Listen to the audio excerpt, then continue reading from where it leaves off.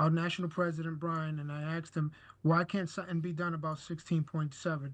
He stated that they've tried everything across the board. So they come up in this tentative agreement that if you get placed on emergency placement, you could use annual leave.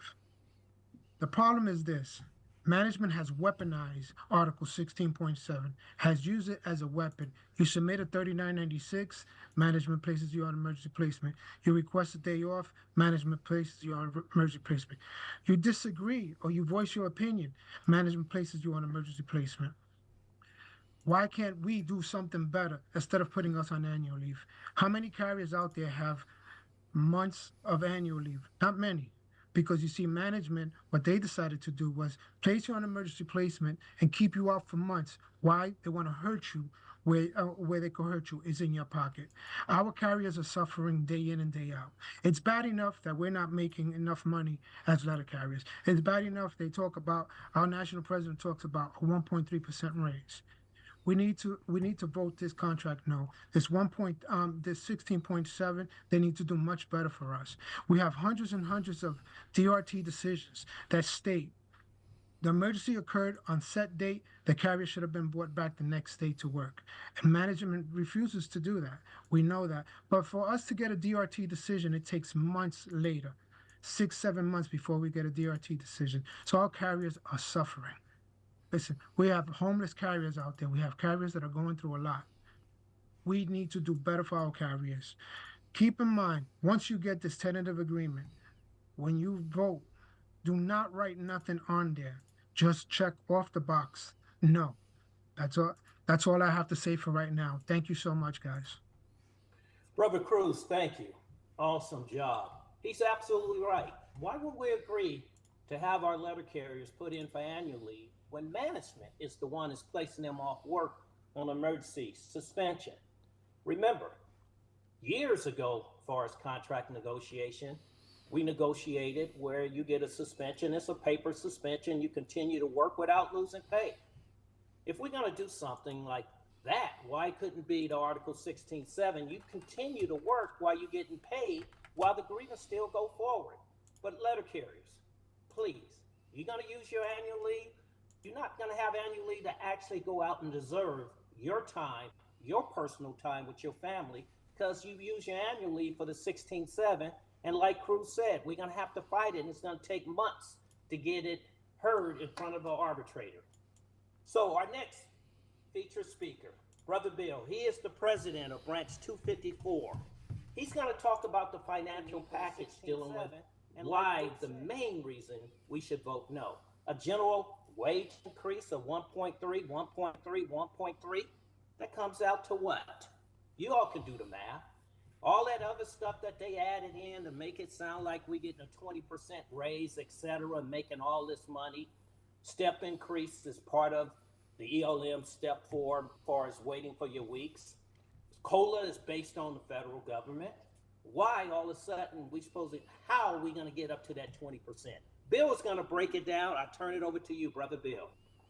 Thanks, Brother Chris. My name is Bill Kriebel, and I'm the president of Branch 254, Bethlehem, Pennsylvania. And I hope everyone is gathering information here today as to why we must vote no.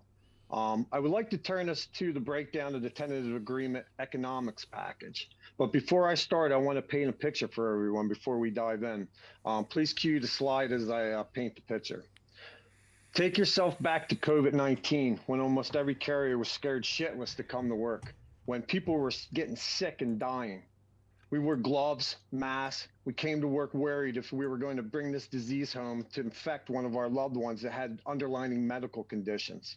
Let's go to the hurricanes that hit the South, the tornadoes that ripped through the Central, Hawaii, Canada smoke.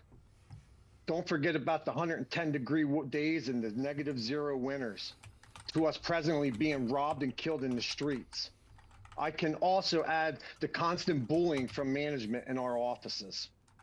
Once I break this down, you guys can decide if you feel that the new pay structure is adequate for what we're going to go through as city letter carriers. I want to start with the COLAs.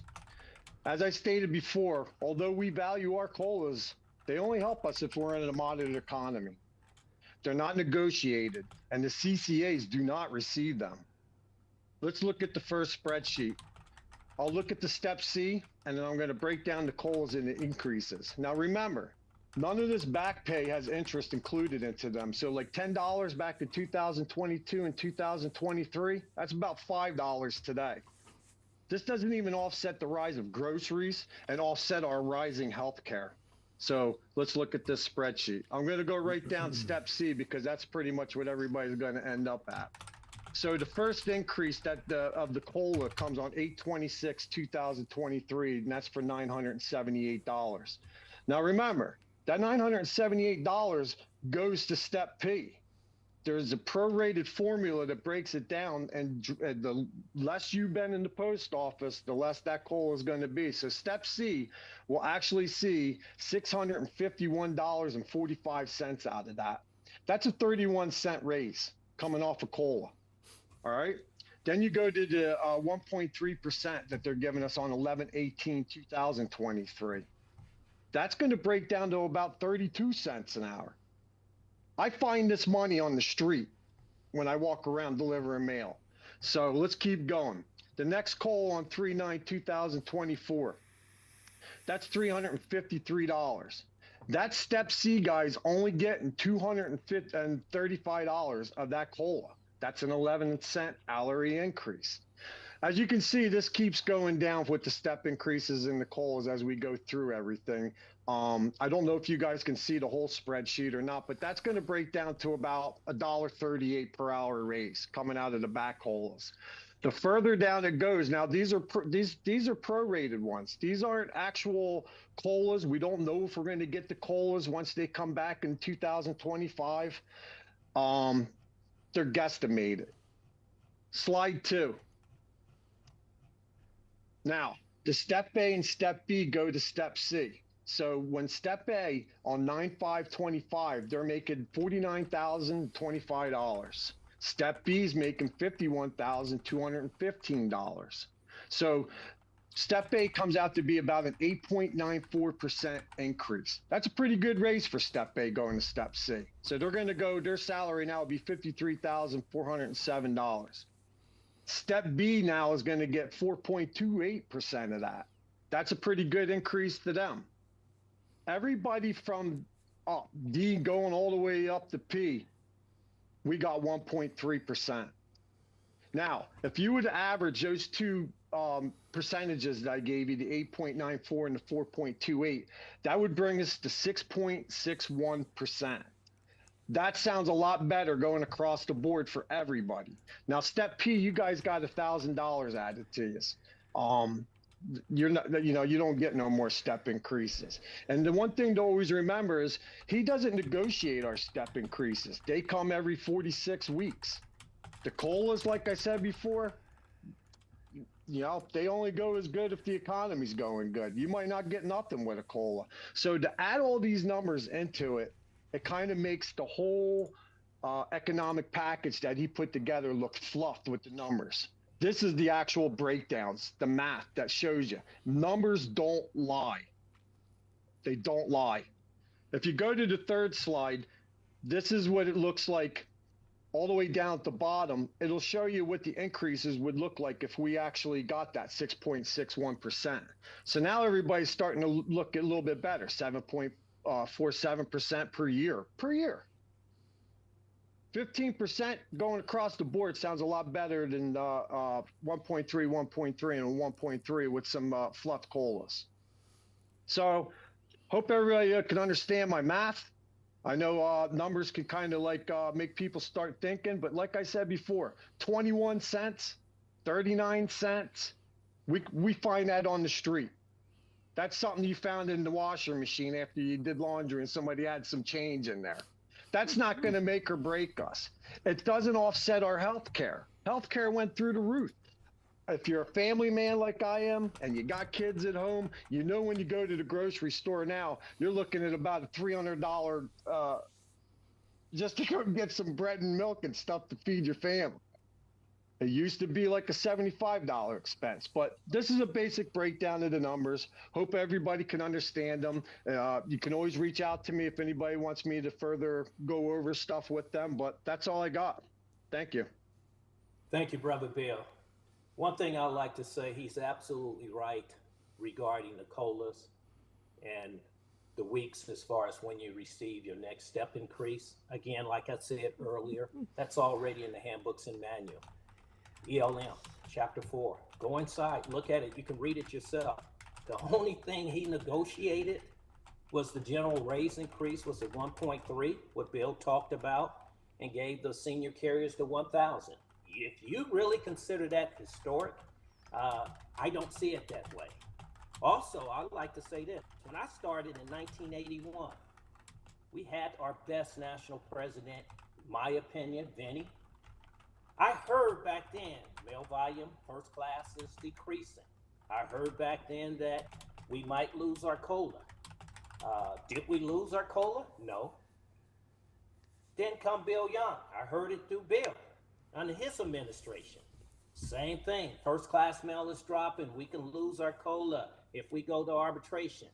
Went into Fred under his administration. We heard that talk too. Now we come to Brian. But we agreed to this tentative agreement, but the membership has the last say so. Either vote it up or vote it down. We cannot be fearful. But our next guest speaker is Sister Ethel. She is the president of Branch 842, Beaumont, Texas. She's going to talk about being stronger, we stronger together and not divided. I'm turning it over to you, Sister Ethel. Thank you, Chris. Yes. As he said, I'm Ethel Bibbs, president of Branch 842 in Beaumont, Texas. The definition of union is an act or an instance of uniting and joining together. The definition of unity is being united, joined as a whole. We, the members of the CLC, just like all members of the union, want to ensure that all letter carriers will be provided fair wages and benefits, but we didn't get that with this tentative agreement. I'm a church girl, so the Bible teaches us that we have not because we ask not. So let's unite in a joint effort to vote no. Injustice to one is injustice to all. So let's vote no and stand together to receive what we deserve as letter carriers. Thank you. All right, sister, thank you for your part. Our next featured speaker, Brother Walt. He is the president of Branch 2184, Corey Walton, Southeast Michigan. Brother Walt is going to talk about fear not, fear-mongering. You need to listen to this because that's basically those 4 rap sessions was all about putting fears in the heart of the letter carrier regarding the vote yes for this upcoming TA. Brothers and sisters, don't allow that fear tactic to work on you. Read the black and white.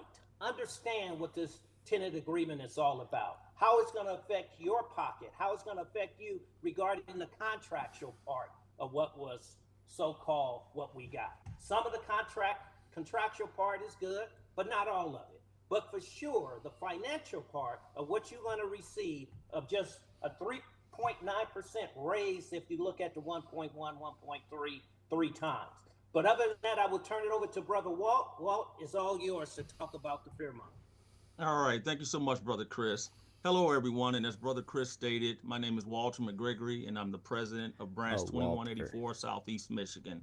And as Brother Chris stated and Brother Eddie Davidson stated earlier about fear-mongering, what is fear-mongering?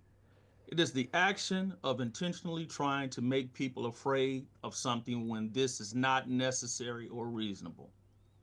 My fellow brothers and sisters of NALC, since the release of this tentative agreement back on October 19, 2024, I have heard from resident officers, MBAs, presidents, and retired letter carriers from around the country on why we all need to be afraid to go to arbitration if this TA is not ratified by us, the membership.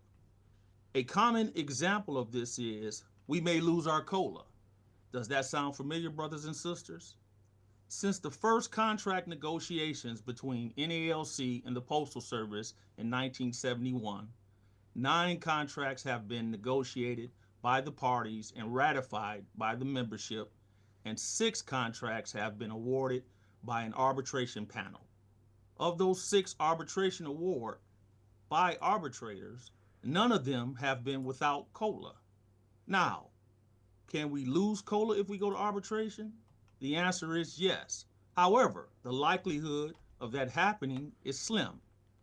With any arbitration, there is a chance of economic loss for each side, but at the same time, there is a chance of economic gain as well. Our NALC brothers and sisters in 1978 voted no on a tentative agreement that contained a capped COLA. So what happened? The parties ended up with the 1978 through 1981 award from arbitrator Healy that no cap on COLAs, which has since added thousands of additional dollars to letter carrier salaries.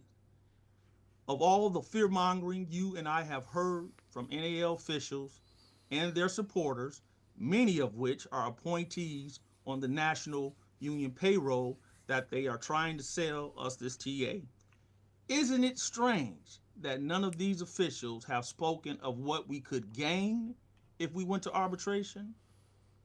In my closing, brothers and sisters, in the words of President Franklin D. Roosevelt, the only thing we have to fear is fear itself. Brothers and sisters, if we don't stand for something, we will fall for anything, and we all are worth much more than 1.3%. I thank you for your time today, and go Lions. Back to you, Chris. Thank you, Brother Walt. Excellent job. To our brothers and sisters, when you look at the general raise increase, what you all might receive, but when you take in consideration the cost of living, including the increase of health plan, whichever one you might have, I hope you have the NELC health plan. But all that subtract what you really gonna bring home for your family. The food you put on the table, the clothing, your children, college, all that come into play. Now our next featured speaker. Now I'm gonna give a disclaimer because he might use some profanity, but you all know him. His brother Corey. He's a secretary of Branch 4 of Nashville, Tennessee. He have his own podcast every week, and he come hard in that podcast every week. He do not hold his tongue. He does not bite his tongue. He will use every cuss word in the book, which I don't do, but I tilt my hat for this brother. He's gonna talk about office time, give back, and Corey, don't hold back. I'm turning it over to you. I appreciate it, my brother. I will not use profanity. All right. And I will be brief. I know I say that a lot. I will be brief. I wanted to talk about the reduction in fixed office time. And the best analogy I can use for this is I'm not coming as a national officer or a business agent, a branch president. I'm coming as a city letter carrier. I've been delivering mail for 32 years. When you talk about fixed office time, it's a constant tug of war, if I can use an analogy. Fixed office time, or office time in general, is a constant tug of war between us and management. It's who's going to gain and who's going to lose. And throughout my time as a city letter carrier, management has always gained. If you look at DPS when it came in, what did that do? That took our office time away as far as sticking letters. They put that into automation. When we had flats, they came up with FSS. They put flats in the DPS thing where flats came ready to go. They were trying to take that away from us. If you look at different things like Caser Streeter, or if you look at DOIS, when you have DOIS projections based off of linear measurement, we have a lot of battles with management. That's that constant tug of war as far as trying to determine our leave times with DOIS. Then they came out with PET, another attack on our office time. You had here, as of the last few years, the hour office time, another attack on our office time. Now you've got the certifieds in the DPS. That's another attack on our office time. So it's a constant tug of war with management right now as far as our office time. Us trying to save as much as we can, them trying to take as much as they can. Our only saving grace in all of this was fixed office time of 33 minutes, 43 minutes if you take a break. So here we have all these things that we're fighting with management. And you look at this MOU, and when you're talking about tug of war, you look across the way, and there's our president on the other side with management tugging against us when he reduces this office time to 20 minutes. And he can say whatever he wants to about it doesn't matter. You take what it takes. If you look at these memos, 1982, 1983, 1984, you understand the ignorance of saying that when you say it takes what it takes on this fixed office time. It's only for these memos. If he didn't learn anything from those memos about putting things in MOUs like a reduction in fixed office time, and I'm not going to curse, but He wants to. that son of a bitch has no idea what we do on this workroom floor. This memo in reduction in office time is exactly what we're talking about. If it doesn't matter, why touch it?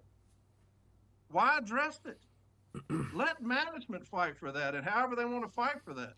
Why do we continue as a union to concede all of these inches when we're dealing with a tug of war? Why do we continue to concede all of these inches away? I don't understand it. We have a president right now that's so out of touch with the city letter carrier craft. It makes no sense. Eventually, what will happen is we will come in and go straight to our route. That's where we're heading. That's what we're losing. We've been losing ever since I've been doing this for 32 years. We've been losing the office time battle. One of the things we've always talked about when JB is on here educating, or I'm trying to educate, when we're talking about DOAS and PET and 3996 and all these things, is one of our saving graces was the 33 minutes of fixed office time. We could always fall back on that. And now we've lost that. For what reason? What reason would we even entertain a reduction in fixed office time? What did we gain from that? What did we gain in those memos when we talk about these parameters, not standards, but parameters? Management abused us from day one with that, and we didn't learn a thing. Now we have this reduction in fixed office time to 20 minutes. For what reason? What benefit of that did we gain? And that's how you have to look at this tentative agreement. What benefit in all of this did we gain? We didn't gain a damn thing. We lost. And we continue to lose with this current president. That's what I'm going to do. That's almost, my time is up. But I'm going to vote no for this tentative agreement. And that's one of the reasons why. The CCA is getting screwed over. It's the top reason.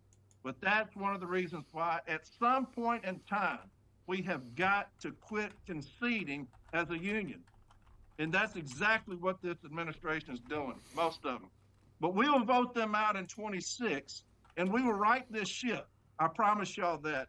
Hey, we got a lot of people on here. Thank y'all, man, for sticking around and listening to us. We still got some great speakers, but as far as me, that MOU is going to do it. You're not going to continue to take away from us like this clown is at the top. Thank you, Brother Jackson. Thank you, Brother Corey. Awesome job. One thing I would like to add to the office time give back. In the TA, it only talks about S&DC. But if you read it closely, it also talks about if there's a national joint agreement as far as route inspection. If there's a joint agreement, this office time give back will apply to every letter carrier throughout the country. So don't think you won't be affected, because there's going to be a joint agreement to inspect the routes. You already saw what happened to us under the T-Reef. What a disaster. Now, the office time give back is not good. I totally agree with Corey, Brother Corey. Why in the world did we do that? I don't have an answer for you. But we can take control and vote this TA down. Our next featured speaker is Brother Howard. He is the president of Branch 860. Hallelujah. He's going to talk on why it's important to vote. And brothers and sisters, you have to get the word out to your colleagues on the workroom floor, like I said earlier, about to vote. We got to vote this down.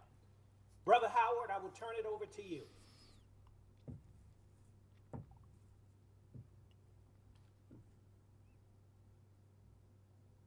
Uh-oh. Brother Howard, are you there?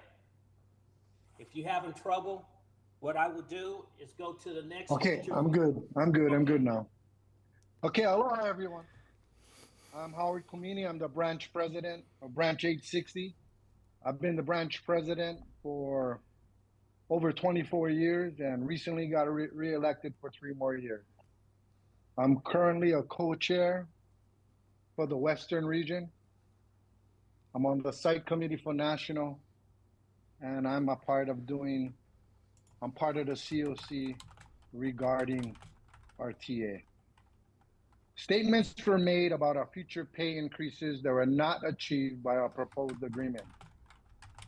How can we be considered a premier workforce when we cannot achieve the levels of compensation comparable to our private sector competitors?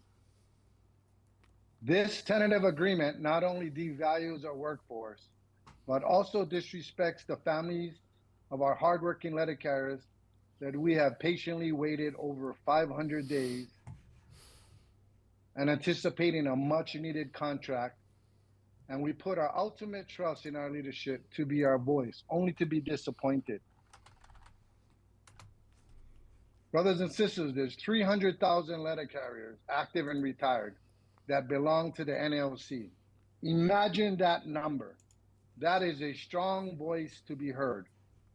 But just a couple years ago, the NALC held an election for its officers, and only 15% of us responded. 15%. That sounds like a whisper. Well, now we have a chance to be heard, and that a strong, big voice needs to grab the attention. It is up to you to cast your vote and determine the direction of this union. It is up to you to decide what happens next. It is up to you what the next contract might look like. We have weathered many challenges, including working through COVID, which is the most difficult and life-threatening time of our careers as an essential worker. We are exposed to elements of rain, snow, sleet, hail, and tremendous heat in some areas as we deliver to the American people. Our lives are put at risk daily with the unsurmountable increase in crime. We have letter carriers being harassed and some killed in the line of duty, all while putting our heart and souls into doing our jobs the best that we can. CCAs, PTFs, regulars, we are all letter carriers whose voice needs to be heard and needs to be heard loudly. Together we are stronger. It's all up to us to vote. Vote no on this TA. Reach out to your friends and even your enemies. Vote no, brothers and sisters. Thank you for your time. Thank you. Brother Howard, thank you. Appreciate it. Good word. To all our brothers and sisters, the ballots will be coming out the first week in December. It'll be mailed out to the branches, the membership on the West Coast first. Please, when you receive that ballot, we need you all to fill out that ballot as soon as possible. Don't let it sit. Vote no on this TA. Let's vote. Let's vote. Our next featured speaker is Brother Type. He is a shop steward in Branch 9, Minneapolis, Minnesota. He's going to talk about building a fighting NELC. Brother Tyler, I'm turning it over to you. All right. Thanks for having me. It's good to be here. I've seen the most NELC members getting involved in the union around the fight for a no vote and on this TA since I started as a letter carrier in 2018. Rank and file members are thinking about the union, are participating in meetings and actions, and are ready to fight, are ready to get organized. On October 30th, Build a Fighting NELC called for a national day of action where members in over 60 different stations across the country, and that's just what I counted, I'm sure it's higher than that, took vote no group photos At dozens of more stations, members handed out vote no flyers, started conversations with their coworkers, held parking lot meetings and rallies before work, and held informational pickets. These are relatively small actions in the grand scheme of things, but they're a huge step forward for the NELC and for the rank and file in our union. NELC members are getting together to take collective action, many for the first time. And it's crucial that we do not rely on momentum alone to win a no vote, to win the strongest no vote possible. We need to organize that no vote. Many, if not all of us on this call, want a new direction for NELC. We want to transform NELC. We want to build a fighting NELC. And I think the best way for us to build momentum to vote for and win a new national leadership in 2026, to beat Renfro in 2026, that starts now with the strongest no vote possible. This is Renfro's TA. His career and his legacy in many ways rely on this TA. Build a Fighting NELC, which is a national rank and file reform group that I helped start, is getting organized for our next National Day of Action on Wednesday, December 4th. We want people to flyer their stations. If not, take another group photo, do parking lot meetings and rallies, talk to your coworkers. It's been a few weeks. Momentum has died down a little bit. We want to take this Vote No campaign into the home stretch. So I want to call on CLC and all the branch presidents, branch leaderships, even the rank and file members here, take part in the National Day of Action on December 4th. Organize actions like flyering, like parking lot meetings and rallies, like group photos, so we can really see that stations across the country are fighting to vote no and win more. If CLC calls on its hundreds of supporters to take, at least that's just who signed up saying they support CLC. But if CLC calls on them to take collective action on December 4th, we can double, we can triple, we can quadruple the numbers of members who participate compared to the first action on October 30th. It's really great to see the actions taken by some of the branch leaderships, led by the branch leaderships in Branch 41, Brooklyn, Staten Island. That was a great video up front with the fire truck there in front of the Union Hall, Branch 1100 in LA, and all the other ones. To see leaderships take up the fight and help organize a no vote is fantastic. We need more of that across the country, and where that's not happening, we need the rank and file to get organized. BFN just wrapped up our first BFN organizers meeting of NELC members from across the country are getting organized to start BFN chapters in their areas. We're getting organized to really get the rank and file involved in this union. And I just want to say BFN and CLC, we're not in opposition to one another. Even though we might not agree on everything, we have a lot of common ground. There are ideas, there are initiatives, things that we can work on together, like open bargaining, like the Vote No campaign. But BFN is an independent group. We're looking to organize a real national rank and file reform movement to fight for things like an all-career workforce, a $30 an hour starting wage, an end to mandatory overtime, and in particular, to fight for the right to strike. All the biggest gains our union made came from the power that was unleashed by the 1970 Wildcat strike, the avalanche of energy and momentum and organizing that came out of that struggle. And so if you're interested in joining and building BFN, go to our website, fightingnelc.com, sign up to join. Regardless, I look forward to working with everyone here to win the strongest no vote possible. I want 80% turnout. I want 100% turnout. I want at least an 80% no vote. I look forward to working together with everyone here, regardless, on building that no vote, and to fight to win a better contract, to transform our union in the months and the years ahead. If we show management that they can starve us out for over 500 days and then force through a bad contract because we're desperate for back pay, they'll do that every single time. We cannot let them do this. They cannot let them get away with this. This is a sellout tentative agreement. Let's organize the vote no and organize a real contract rallies to tell the arbitrators why we voted no, what we demand, and what carriers really need. So let's fight and win more together. I look forward to it. Thank you. Brother Tyler, thank you for your word. I really appreciate it. To all our brothers and sisters, don't allow your presidents, your NBA, or the national president or any national officer intimidate you on voting no on this TA. I'm not intimidated by our national president or anybody on the executive board. They don't scare me at all. One thing about it, they will not be in your living room or in your kitchen when you fill out that ballot.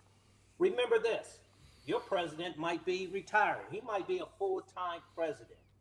He's making good money as a full-time president, he or she. But the Oh, there's COC Blunts. is Hey, bringing Blunts, you how this you doing? information because the lions and lioness are coming. And we are giving you the information that you need on this TA to vote no. And we are going to continue to move forward in 2026. Our next speaker, is Brother Tom. He is the president of Branch 274. He's going to talk about strategy for organizing and getting out the vote too. Brother Tom, I'm turning it over to you.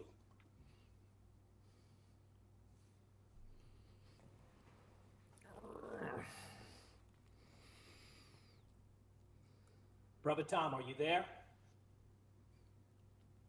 Uh-oh. Yes, thank you, brother. Mina, There if he we is. could start that slideshow. Good afternoon, everybody. We're going to start this off with a question that's burning in everyone's minds. Who has the sexier Putting in podcast flooring accent? solid be in the bushes. First, Oh, we that's have fine, Corey, Blunts. the Inspire, the Braveheart, I just the wanted to ass kicker share Walton, this my Zoom meeting. smooth-headed brother. And next, we have brother, who's always in the hot house, Richie Ray. In the chat, let's see a 1 for Richie Ray. And let's see a 2 for Corey Walton. Who's got the sexiest podcast pipes? Let's see those responses.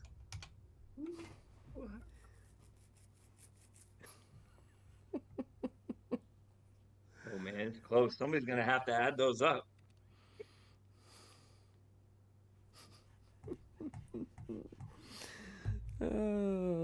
Mina, can you hit the sound?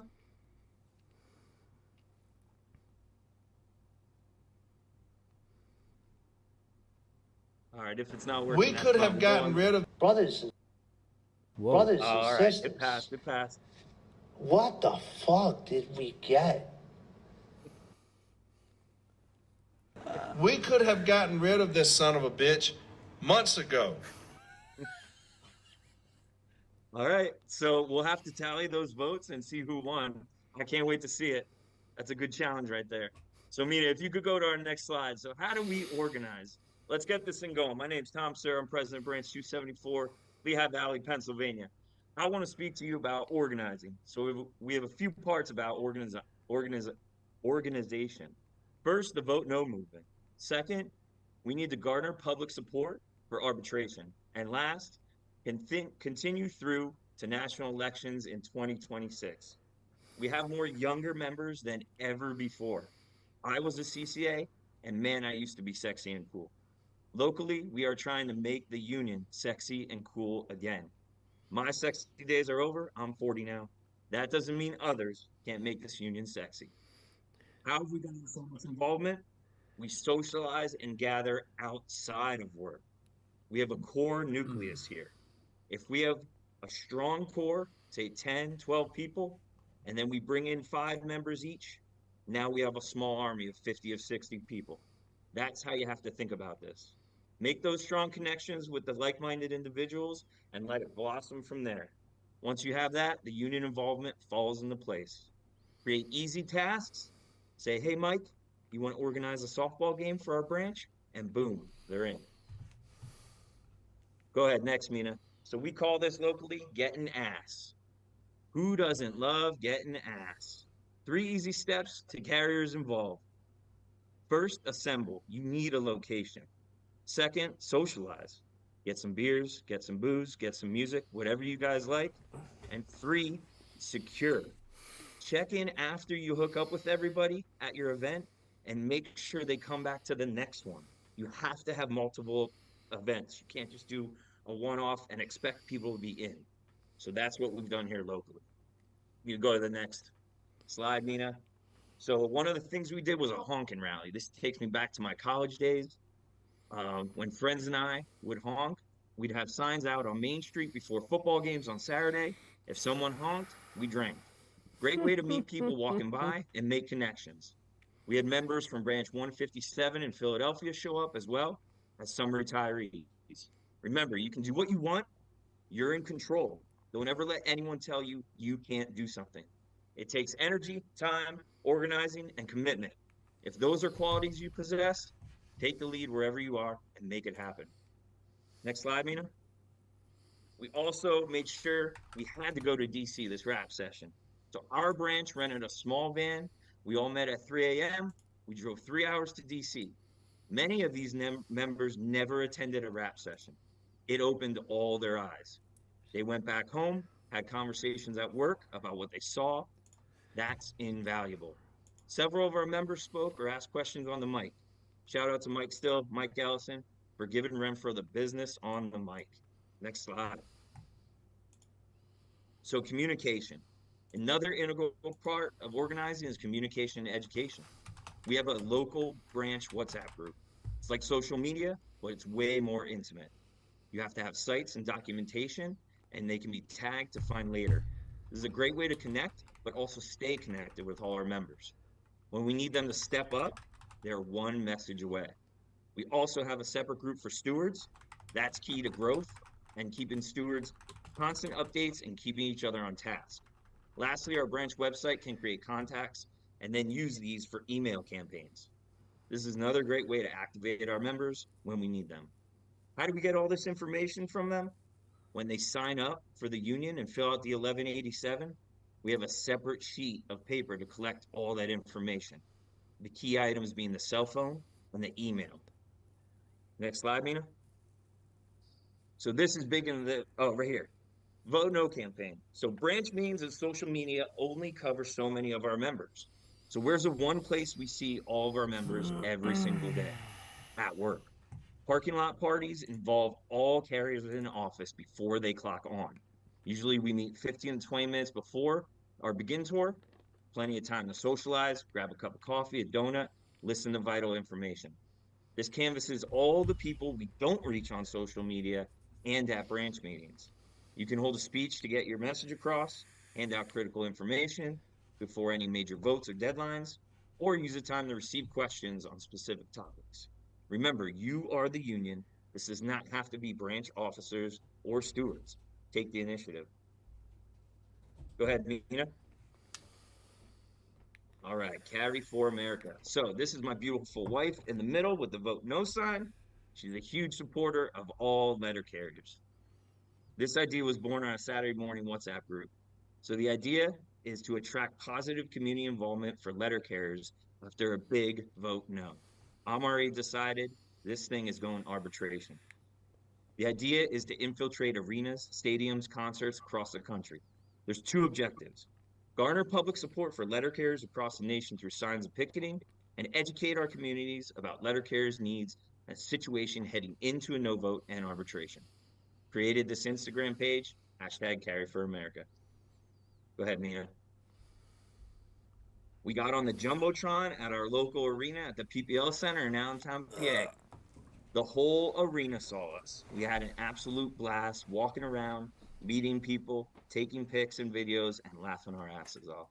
Wherever the hell there's people, we take our signs. How do you get signs?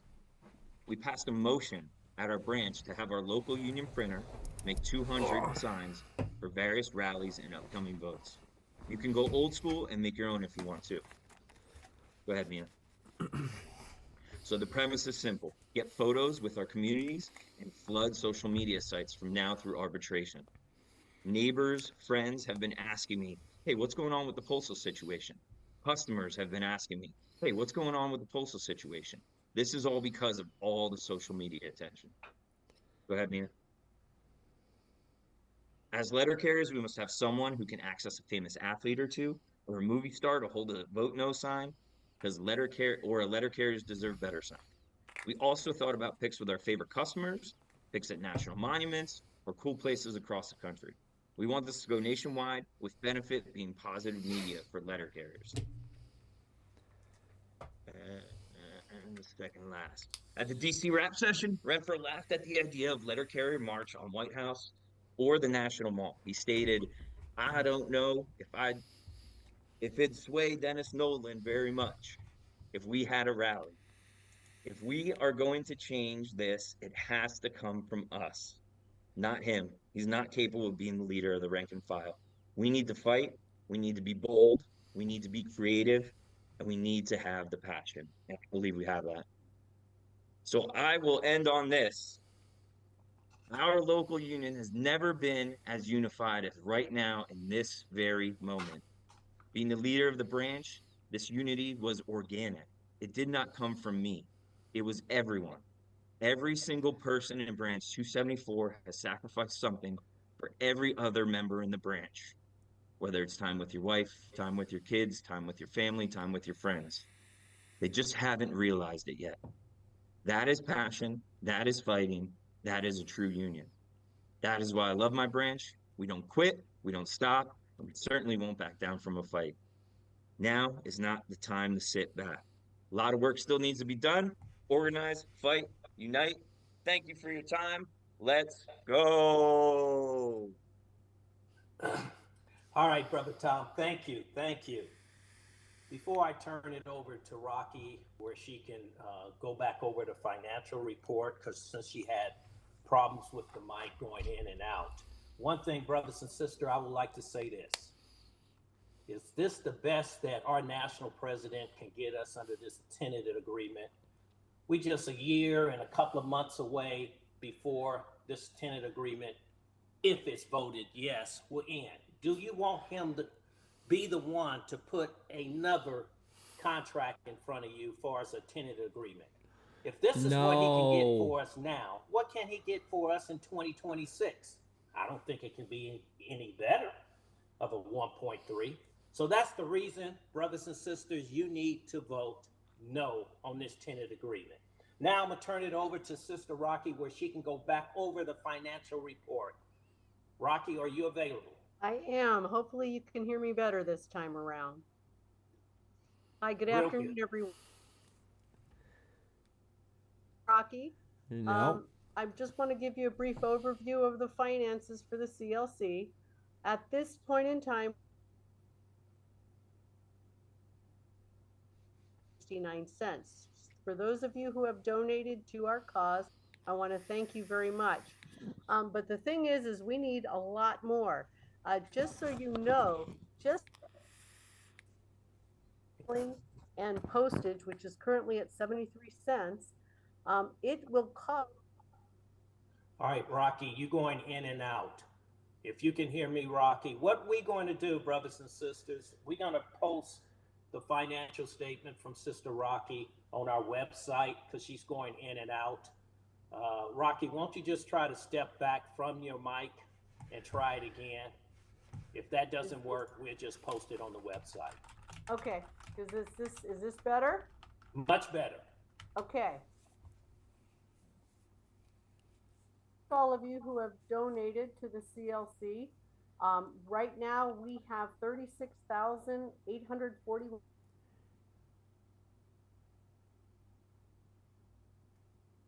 What are we going to do with all of that? Just so you know, to actually send out letters and run a campaign for 2026, labels for each member. Chris, it's not working, bro. All right, Rocky, I appreciate it. It's not you working, going in. right? Rocky, I appreciate it. You going in and out. We have posted on the website of CLC. Now I'd like to turn it over to our speaker, James Henry. He is the one who's running for president of this new movement of the CLC for the letter carriers. He is the leader of the CLC. The Lions and the Lioness are coming to take out Brian Renfro, who's going to be one and done. One and done, just like in basketball. Brother James, I'm going to turn it over to you, our national vice president, to give his closing remarks. Brother James? Hello, everyone. First of all, I want to thank all the speakers for a fantastic job in providing a lot of good information to our membership. Moreover, I would like to thank each and every one that is on this Zoom call here right now. I know we had close to 1,100 registered participants for today, and it may have exceeded that. I'll get the final numbers and we'll post that later after the Zoom call. But it is a phenomenal turnout, but it speaks to the heart. It speaks to your involvement. It speaks to what really matters here, and that is you. One of the things that I've constantly said here is that the union is not me. It is not your branch president. It is not anyone that resides at 100 Indiana Northwest Avenue, Washington, D.C. It's all of us. It is the rank and file letter carriers that are out there on the workroom floor each and every day. You're the ones that are the union. You're the ones that determine the fate of our craft. You're the one that determines yay or nay of what's acceptable and what's not acceptable. As most of you may know, that I'm a military man. I retired from the Marine Corps. And as a retiree, going into the Marine Corps, they made it very clear that when we entered into boot camp, that despite what your MOS, which is your military occupational skill is, at its base, you are a rifleman. That's why no matter what your job is, each and every single one of us have to go through basic training. Because your primary function, above all, is the defense of this country as a military individual. That correlates here to an NLC. It does not matter what your title is. It doesn't matter whether or not you are an alternate steward on the workroom floor. It doesn't matter if you're a branch president. It doesn't matter if the NLC vice president. It doesn't matter if you so happen to become the NLC president. At its core, we are all representatives. We are all should be acting in the defense and the representation of our letter carriers and our brothers and sisters. Full stop. No matter what, that is our first and foremost priority. The one thing is here is that people say, well, why James? Why is it that you, a sitting officer, have come out?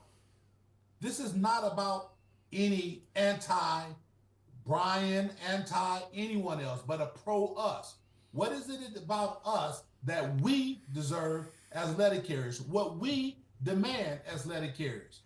And as such, there is a mission that we all should have embedded in our heart. And that mission is here for me is once I became a union activist, I found that that mission would give myself over to. That mission has been multifaceted. Chief among them are the preservation and the advancement of letter carriers, quality of life, contractual rights, dignity and respect on the workroom floor, and the rightful expectation of sound, just, and competent representation, to be committed to that representation. These principles, I believe, at minimum, should be inherent and placed in practice by all representatives of the NLC. The mission is you, as I said. It is not anything less than that. It is the rank and file letter carrier on that workroom floor. Carriers should be able to rely upon the NLC representative to protect their interests over the UPS. Shouldn't have to choose between spending time with their family or choosing to pay their bills by working an inordinate amount of hours. As it was stated earlier by Sister Kamitra, or President Kamitra, looks that carriers now are in a situation where if you don't work 12 hours or 60 hours a week, you will stand a real good chance of perhaps not being able to make or meet your basic needs. This union, the cornerstone of it has been that of letter carriers, in this particular instance, or union representatives, of having 8 hours of work, 8 hours of recreation, and 8 hours of rest. We should not have to choose between spending time with our family, our bodies breaking down, and paying our bills. Like I said, us as representatives, our first and foremost job is to work in the interest of our letter carriers. And this proposed tentative agreement, in my view, does not do that. Again, this is not about an anti-anyone, but about a pro-us. Letter carriers deserve and demand to be industry leaders in wages, benefits, and working conditions. And when we take a look at this proposed tentative agreement that we have, it falls woefully short of those expectations. In my view, failure is not an option. We don't get to sit on the sideline and make a bird's eye view of what's going on. We need to get into the ring. This is one of the reasons why we have this Zoom call today. This Zoom call was a call to action that every rank and file member have an opportunity to hear what it is that we believe is in the best interest of you and the advancement of our craft. When I say failure is not an option, we cannot allow the Postal Service to dictate terms to us as to what is acceptable, to give us crumbs, and that we're supposed to say, hey, chef, keep feeding me more of the same old, same old. When we look at this 1.3% general wage increase, that in and of itself is something that does not meet our economical needs. As it was aptly stated earlier, how letter carriers have endured all kinds of calamities, have endured all kinds of tragedies, have endured all kinds of workplace violence, have endured seeing their fellow workers die on the job or be injured to the point where they can't perform their duties. And yet, it is expected that we're supposed to just be okay with just getting by. When I say we should be the leaders in the industry of when it comes to wages, benefits, and working conditions, that means leaders, not just being on par. But when you take a look and you look, just casual observer can see on the news that you have other organizations that are comparable to us that are making far more than us. And we have done nothing but continue to fall further and further and further behind. And my brothers and sisters, I tell you that if you put your stamp of approval on this tentative agreement, you will disincentivize the Postal Service to provide you any more than what has been offered up to this particular point in time. There are those that says, well, this is kind of status quo. This is what's been happening. So what is the big deal? Well, times have changed. I don't know anyone, for the most part, on average, 10 years ago, having to pay $2,500, $3,000 a month for a one-bedroom apartment. We didn't have carriers having to determine whether or not they're going to pay their health benefits and having to default going to an emergency room to be able to get medical needs that we offer. If you cannot afford to pay for them, they are essentially non-existent. We cannot be in a situation of accepting what has been offered to us. When I say that an injustice to one is an injustice to all, we say that very often as a union. It seems to be cliche, but for me, it's not a cliche. If one carrier is injured, then all are injured. And we have gone over this as a well-read book when we start talking about letter carriers not having what they need to have from the step C through O. When you have step P that's getting a projected amount at the top. But guess what? Even if that was to happen, that's if the sun, the moon, and the stars all line up. Those that's beneath them will still get a prorated amount of that when it comes to those COLAs. It is not acceptable. When we represent letter carriers, we represent the whole entire letter carrier craft. When I tell you CCAs, they don't pay no prorated dues. CCAs are a part of our craft. CCAs are to be taken seriously and represented on the same level as we are. They are our brothers and sisters. And as my sister Ethel Bibbs has said earlier today, that she's a church girl. I'm a PK, as they would say, a preacher's kid. I grew up in church. And when it's talking about the strong bear the infirmities of the weak. So until those CCAs get to where we are, we have an obligation, an affirmative obligation, to make sure that they are taken care of as well. They do the exact same job that we do. The exact same job. They don't do a less job, and like I said, and they don't pay prorated dues. We deserve to get more than what has been coming our way. The bottom line is that the mission is to ensure that all letter carriers have a livable wage, that all letter carriers have a safe and harmonious working environment, that we have benefits that we can rely upon to take care of us if we are infirm. The mission is you. The mission is to reform this union, the restoration of dependable, competent, and reliable leadership.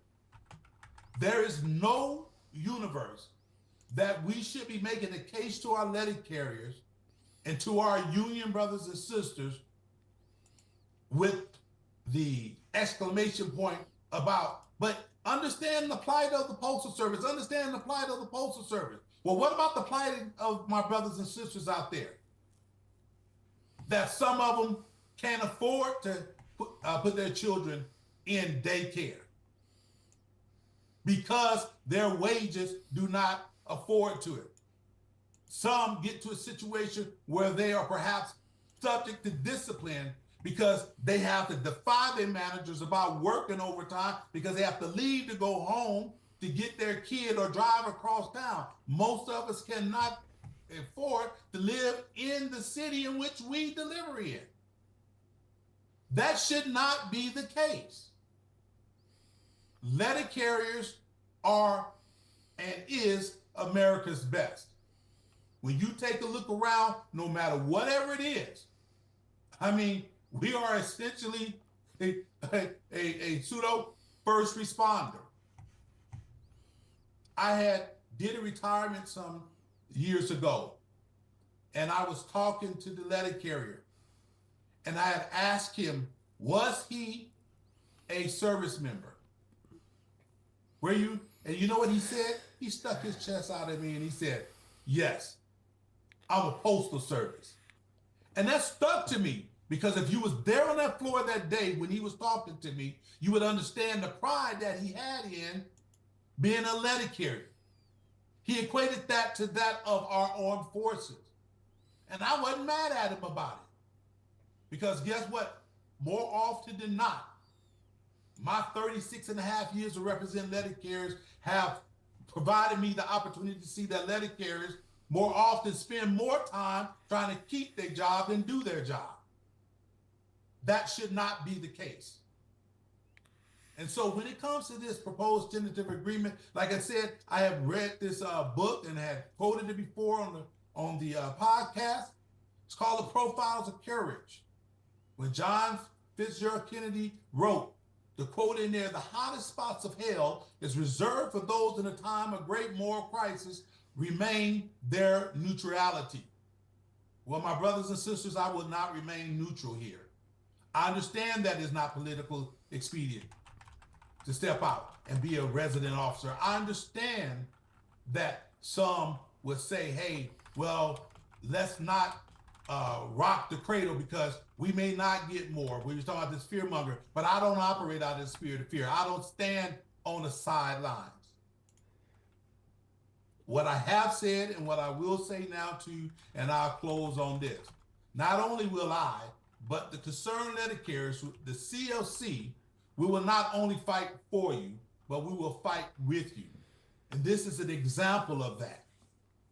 When Tom Sawyer's branch and the other letter carriers came down to Washington for the RAP session, we were right out there on the picket line with them, or with the informational picket, saying that this is unacceptable. So with that being said, I ask and I implore each and every one of you that are listening to my voice to organize your office. Tom gave you some very good techniques that you can use. Your voice has to be heard because you are the union. I put my pants on one leg at a time, like just each and every one of you. I'm no better than any of you. I'm just blessed to be in a position to have some influence. So again, my brothers and sisters, each one reach one, because we will not allow this to set us back. And some see this as a setback.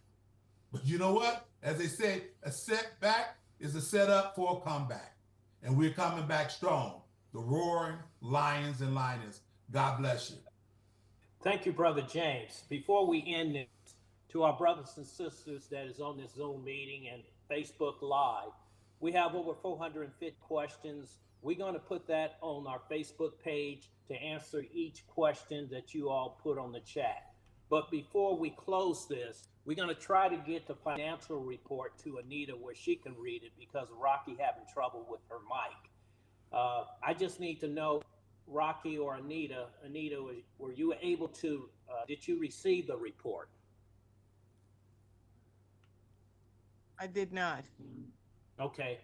Rock, is there any way you can send that report to Anita? We don't want to prolong this Zoom meeting where she can read it, because the listeners, they want to hear the report because it's important to them to hear the financial report. Okay, I'll do my best. Hey, Brother Chris, can Rocky go on the phone and do it via the phone? Yes. Rocky, why don't you try that? Because your mic is not working. When you say go on the phone, you mean log on to this meeting via my phone? Yes. Yeah. Yes.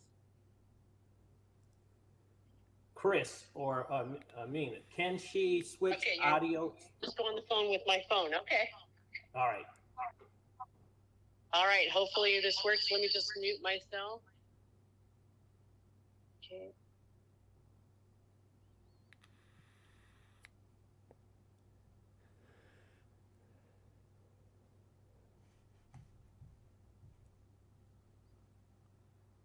Are you there, Rocky?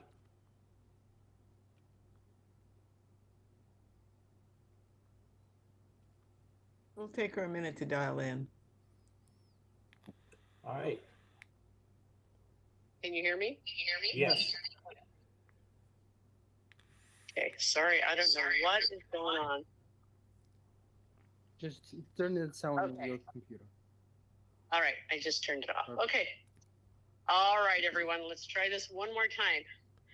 We have collected $36,841.69 from those of you who have made donations to the CLC, and I want to thank you very much. The reason we need the money is because it takes a lot to run a successful campaign. Currently, just to get labels to do a mailing, it costs 35 cents for each member. We have approximately 291,000 NALC members.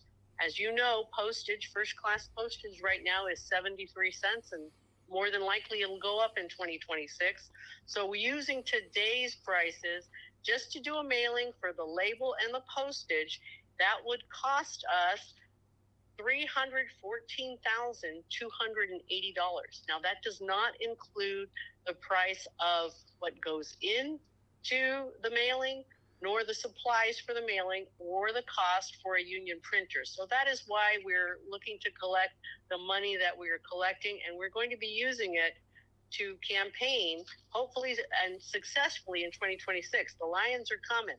Now, for those of you who have donated, and for those of you that we hope will donate, the Concerned Letter Carriers is a 501c3 nonprofit organization. That means any donation that you make is completely tax deductible under the Internal Revenue Code, Section 170.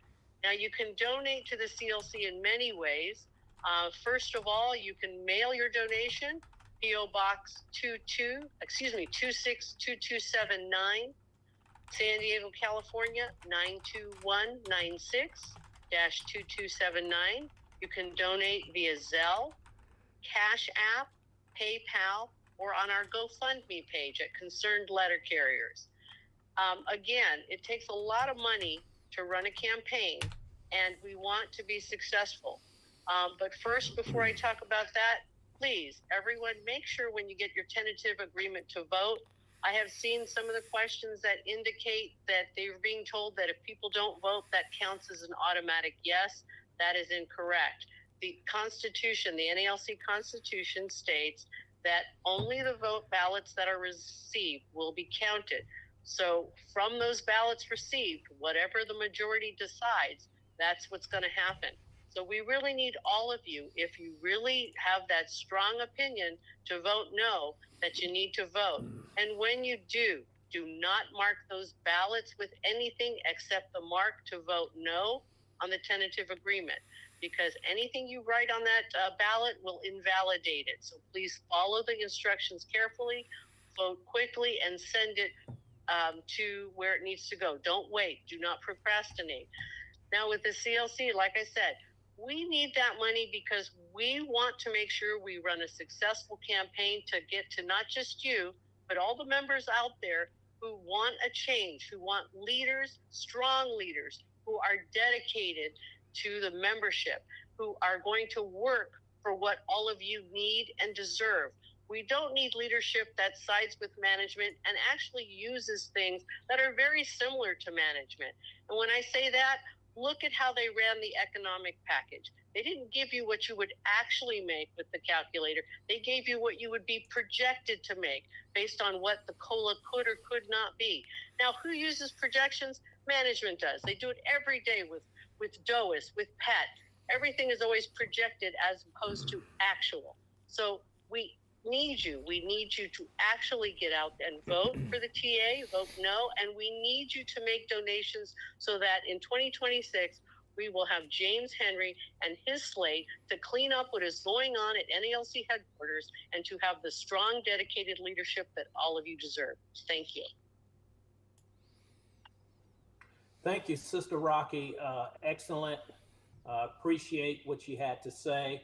And it was a question about, does the merchandise help us? Yes, it does. And I'll let John Cruz touch on that. How much the CLC get off of the merchandise that you all purchase as letter carriers? Brother John Cruz, are you still there? Yes, I am, brother. All right. If we go on to the CLC website, you can log on. You can click on the postal wear gear. We're receiving 30% of all sales. This and this is helping us. This is going to help us out to get James Henry and his slate elected, in 2026. So please go on there, support, purchase. Right now, we just came out with new hoodies. If there's anything extra that you want, anything extra, we could work that out. We could always work that out. The sweater and there's the hoodies, the t-shirts, the hats, polos, anything else that you would like to try to get or want to change for the CLC. Please just get on there and just purchase to support James Henry. Please, thank you so much. Thank you, Brother Cruz. I appreciate that. And to all our brothers and sisters, if you have any questions, please go to the website. Continue to put the questions out there. Those questions will be answered on the website. We will have the answers to each question on the CLC website and Facebook page. That's the media part. Our panel will answer those questions. Other than that, it was nice to hear the financial report from Sister Rocky. On top of it, dollar for dollar, you can write it off. Remember, that is not dues. This is a contribution dealing with the tax laws, dollar for dollar. For you all that have long form taxes, that will benefit you. This is not like the letter carrier political fund, not at all. But as far as contributing to the CLC, we welcome that. Thank you all. God bless you all. And remember, vote no on this TA. Vote no and spread the word, vote no. God bless you. Thank you, everyone, for coming on. Thank you, thank you, thank you. And again, to each one of the speakers, thank you very much.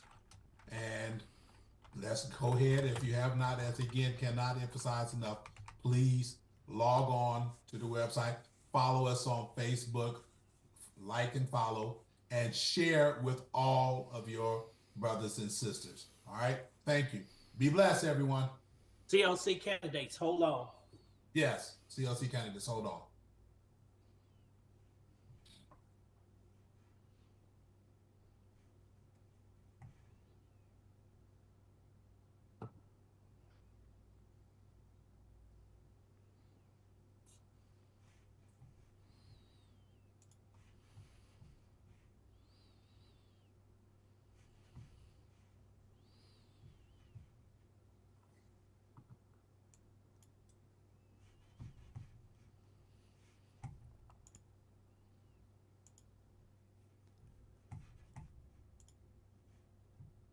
All right. Zoom meeting is over. Vote no.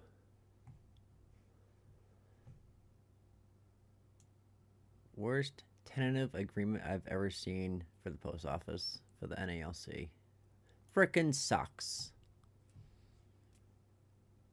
Right now, everybody at work, myself included, the morale in work is just downhill. It's horrible. But anyways, that's it today. If the CLC has another Zoom meeting in a couple weeks, I'll do another live stream of it from the beginning this time. So, but yeah, thanks for everybody who joined in, and I'll catch you guys in the next one. Peace.